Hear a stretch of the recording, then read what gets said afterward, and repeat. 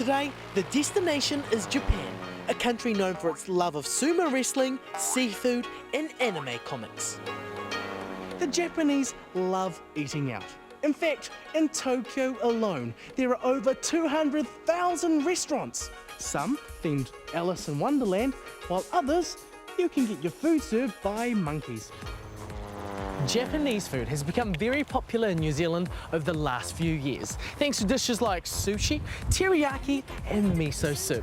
Today we're in Nelson, where they make New Zealand's only genuine, traditionally fermented miso. Miso is actually not a soup. It's a traditional Japanese seasoning coming in an endless range of varieties, kind of like mustard. When it's added to dashi, or Japanese fish stock, then it becomes the miso soup we all know and love.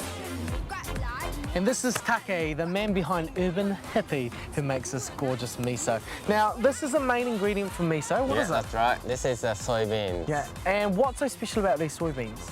They're locally grown. Yeah. They grow in Motueka Valley. Yeah. What's the first thing we need to do with these soybeans to make miso? And firstly, we soak the soybeans overnight and then put in a pressure cooker. I've already got some of these soaking, and we better start cooking them. Sure. Great. So those are the soybeans that have been soaking overnight. You can see a huge difference how they've plumped up compared to the dried ones. So those soaked soybeans are going into a pressure steamer.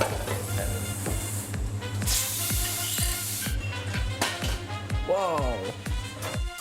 Now we put the cooked soybeans through the grinder. Okay, great.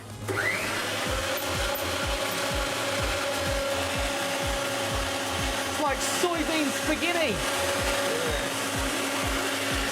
Good miso should be alive. What makes it alive is this fungal culture called koji.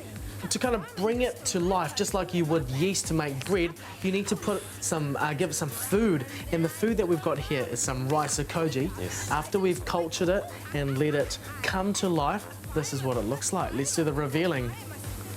Look at that. Now that to me does not look edible. Everything about that says do not put into food. And that is what goes into our miso. Yeah. This is the finished product. Sure. What are you doing with that?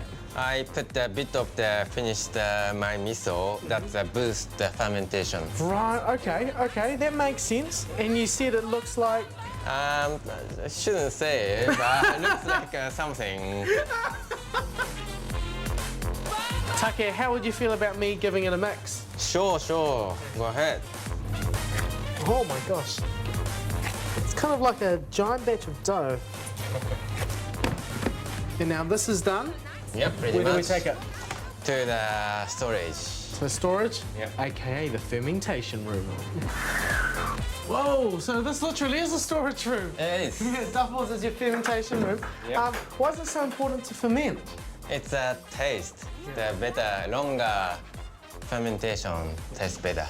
What do most other miso makers do? How long do they ferment it? Commercial big miso maker, they only ferment 2 weeks, 3 weeks, up to one month. So 2 weeks, 1 month. You do 6 months. 6 months. Can we look at one? Sure. So that's been fermented for 6 months. So all that's left to do is eat it. That's right. Take, thank you so much for having us here today, showing us how to make traditional Japanese miso. And You should say itadakimasu.